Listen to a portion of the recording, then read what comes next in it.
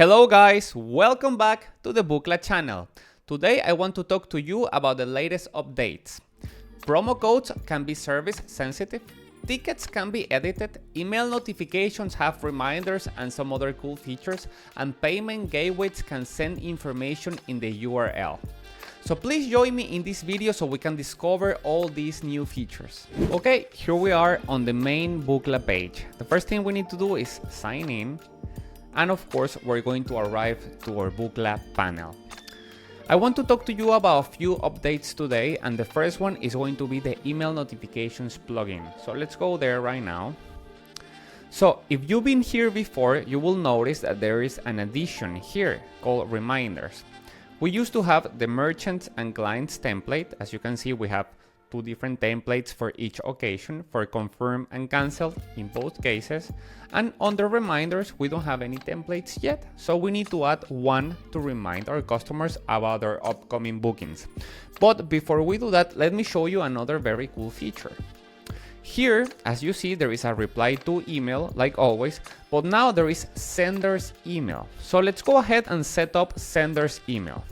To set up the sender's email, you need an email with a custom domain. It will not work for now with Gmail, Hotmail, or Outlooks, for example. So I have a custom domain for us to test. After we add our email, now we can proceed and add the name of our company. So every time the customers will receive an email, it will not say Bookla, it will say the name of your company. So let's add Adventure Test, so we can test. Great, and now we're gonna save. After we save, we need to confirm the email. Very important. It will not work until we confirm because it needs to make sure that the email belongs to us. So let's go ahead and do that. Now we're gonna find this postmark support email right here, and we just need to click on confirm sender signature. Great, sender signature confirmed. Now we can come back to our platform and we're gonna check status. There it is, you see how it changed to verified. Now we can test to see if the name of our company actually changed. Let's go very quickly here and find a destination. Let's buy just one general ticket to go to the beach. We should have an email in the inbox. Let's check it out. There it is, Adventure Test. Now we change the name of our company. Great.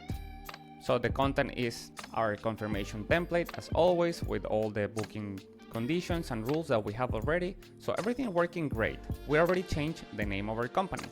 Let's go back and take care of this reminder and show you how it works. Very simple. We're gonna click here on create reminder, and just like any other template, we're gonna set up some values and constraints to make it work as we want it. The first thing that we need to choose is the hours before the booking. So this is a reminder, it's triggered X amount of hours before the booking and is 24 hours by default. So we can do something like 48 hours if it was like a, I don't know, some very overseas trip or something that you need a lot of preparation, or few hours before the event, like, hey, in 2 hours your table will be ready for Italian pasta or something. So 24 hours, I guess, is a nice amount of time to be reminded. Now we can edit the subject line to this email. As always, we can add different variables. So I'm gonna use the first name variable because it's right here and it's always nice. Hello, first name, Felix. Hello, Felix, heads up. It's almost time for, and then we can include the service variable. So like, it's almost time for paintball contest, or it's almost time for beer and haircut trim. So you can personalize the subject line, and of course you can personalize the body of the email. You can also use metadata and conditional logic to make it even more dynamic. You can find a lot more information in the email notification creation because this template works following the same logic. So we're gonna create there and we're gonna have it. Since we are testing on this company that sells tickets, this will bring me to the second update. Now you can modify or edit the tickets that are already purchased. For example, let's go ahead and get some more tickets for this beach day, but this time we're going to get the beach day, three of them actually. and then we're just gonna buy one for tomorrow at 9 a.m. We're also gonna add some additional towel there and continue. Now with the purchase ready, we're gonna come back here and we're gonna go to bookings and we're gonna go to tomorrow. So as we see, there is already a lot of tickets here. The last one that I bought, it was 3 units, so let's go in there. And now we're gonna see edit tickets. So we have view details. Also from view details, you can edit the ticket right here. You can change the date. You can force edit by just allocating something beyond the scope of the presets. And additionally, instead of clicking here on this little pencil, you can click here on this one next to tickets, and you can change the amount of tickets. Let's say that this group of friends, they discovered that 2 more people is joining them. So they call the agency and they say, hey, I need to have more tickets for the event tomorrow. So no problem, I'm gonna modify the ticket right there, and it's saved as now 5. But one of them is very picky and he doesn't wanna go in a regular beach day. He wants to go beach day fully equipped with umbrellas and chairs and whatever we offer there, right? So we can also modify this change. Please have in mind that this functionality is applicable only to instant tickets. The ones that has been purchased with a prepayment can be also modified, but it requires a little more work around it. Let me show you how I would do it, for example. So these ones here that has been purchased instantly, we can quickly modify by editing ticket. You can add another one and that's it. But for the ones that has been purchased with a prepayment, I have one right here, one example. I will show you. Unlike the other ticket, you will not see the edit ticket here. What would I do? If they are not coming anymore, we can delete it or cancel it. Or if they're coming with more people, we can add an additional booking to the same person at the same slot. So I will look for this customer, make sure that the email address is matching to make sure that it's the same person. So Felix at Bookla, I will add another booking to Felix, and then I will add whatever tickets he needs. But you cannot directly influence the ticket itself because there has been a payment made. So we want to differentiate those 2 types of tickets. Alrighty, so now you know how to edit your tickets. That brings us to the 3rd update of the day. This time we're gonna talk about the promo codes. So let's go to the promo codes plugin. It also has some nice and new improvements. So I'm gonna create a new one to show you what I'm talking about. As always, we need to add a name. Let's call this one test. And then we can add a title. Testing promo codes. And a description for testing. Right? Now, the old way of making promo codes was we need to pick if it's percentage or fixed amount. That remains. But now we can isolate the specific discount that we want to provide per service. So, coming back to the boat day and beach day example. During the beach day, we're gonna offer a €10 fixed amount discount. So, this is our promo code and we're gonna call it €10 fixed amount. But for the boat day, that is a more expensive activity, we're going to allocate a 10% discount. So we're gonna add a rule and we're gonna choose a service. So Miami Boat Day. And we're gonna choose a 10% discount this time. It should behave differently totally because one is based on percentage and one is based on a fixed amount. And we're gonna create the promo code as always. So of course we can set the usage type and then we can select which services can enjoy this or which services cannot. So if we don't choose any, we're gonna include all of them, and if we choose one, we're gonna exclude the rest. So let's not choose any, and then we have 2 different parameters. We have, let's make it more noticeable, and let's make this $15 fixed amount, and this will be 10% of the total value of the service itself. Let's create, and now we have our promo code test. Let's make our service require payment so we can fully test the promo code. So both of them require prepayment, we're good to test, right? All right, let's find a destination and we're gonna go first to the beach. Remember, this is 15% fixed amount. So regardless of what I choose here, it's gonna discount €15. So far we have a total of 50, and as soon as I add the promo code, we have 35. It's gonna deduct 35 no matter what. So let's say that instead of 1 ticket, I want to get 5 tickets.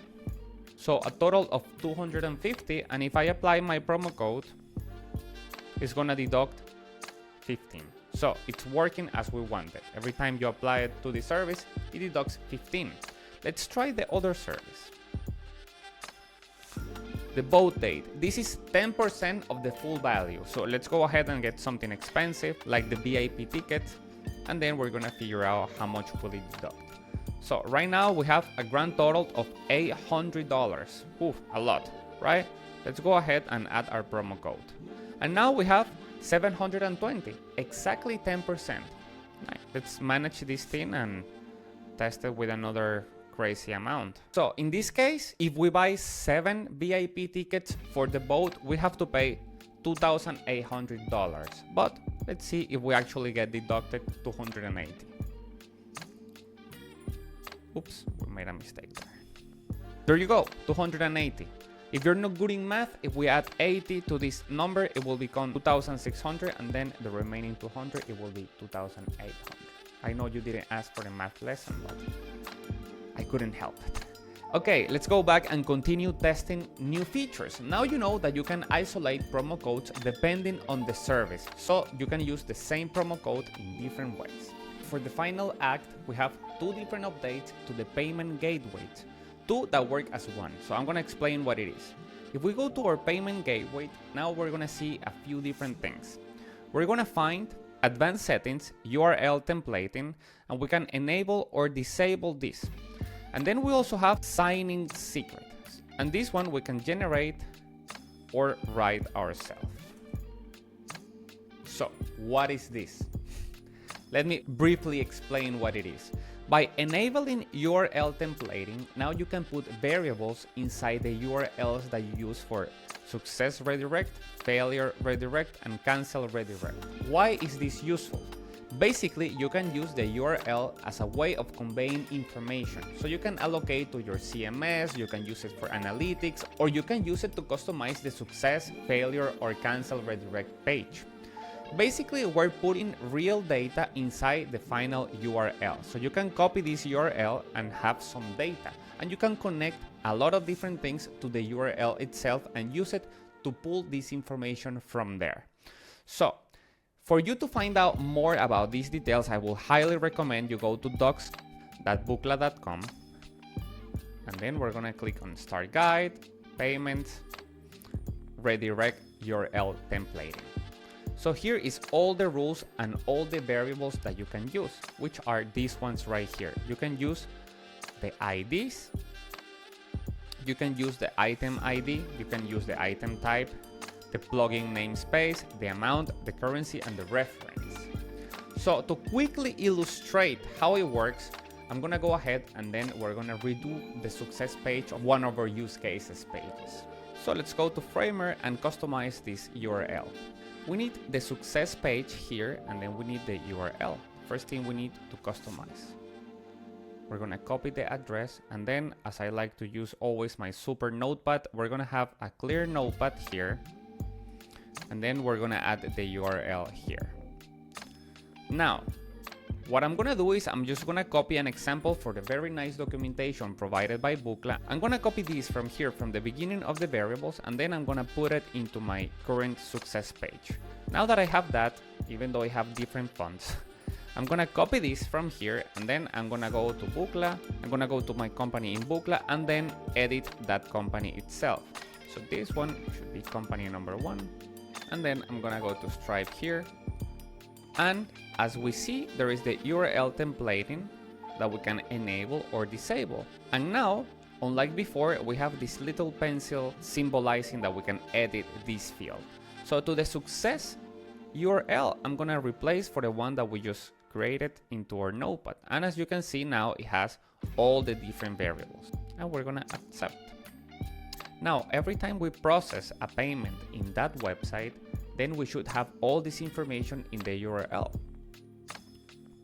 I also did something else so you can see how it works more effectively here on the success page, highlighting the whole page.